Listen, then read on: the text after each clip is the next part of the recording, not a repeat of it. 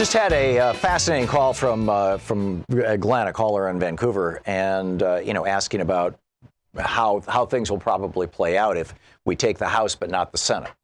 And there are a couple of historical analogies, two big ones. There's a bad news one and a good news one. I'm just going to give you this little riff, and then I'll pick up your phone calls. The lines are slammed here. But the bad news one, as I mentioned yesterday or the day before, is the Harry Truman one. In the election of 1946, let's see, 52, 48. Yeah. In the election of 46, which would have been Harry Truman's first midterm election. So it's kind of analogous to right now with Donald Trump. The Democrats controlled the House and Senate. The Republicans took the House. Everything the Republicans passed, the democratically controlled Senate refused to go along with. Everything the democratically controlled Senate passed, the Republican-controlled House refused to go along with. And basically nothing happened for 2 years.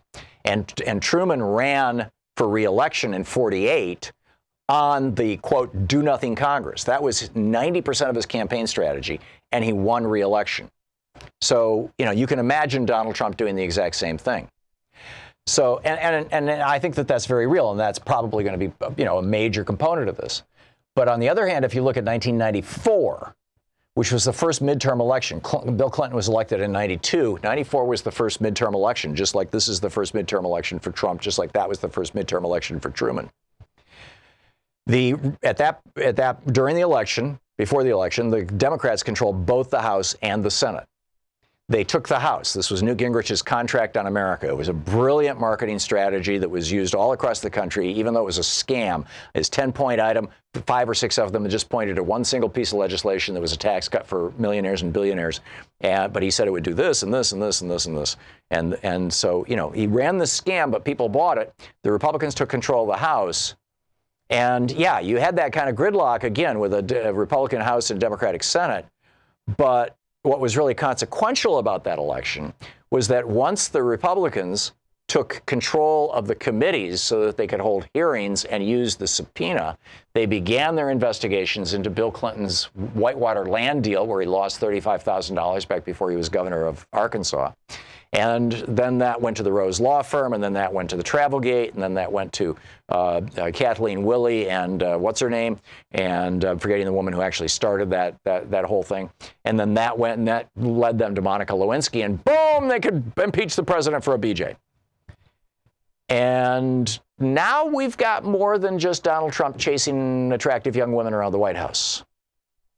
We have clear evidence that he enthusiastically colluded with a foreign government to help make him president. We have clear evidence that his businesses have been basically criminal enterprises for at least 20, 25 years. We have clear evidence that he is violating the Constitution's emolument clause. We have clear evidence that he has stocked his administration with some of the most corrupt officials in the history of the United States. The Teapot Dome scandal that almost brought down the Coolidge administration back in the 1920s was because Albert Fall, the Secretary of the Navy, had a financial interest in a gas drilling operation at Teapot Dome out in Wyoming. Virtually the entire administration was brought to its knees because one guy in the cabinet, the Secretary of the Navy, I'm not even sure he was in the cabinet, but one guy, was basically taking a bribe, in quotes.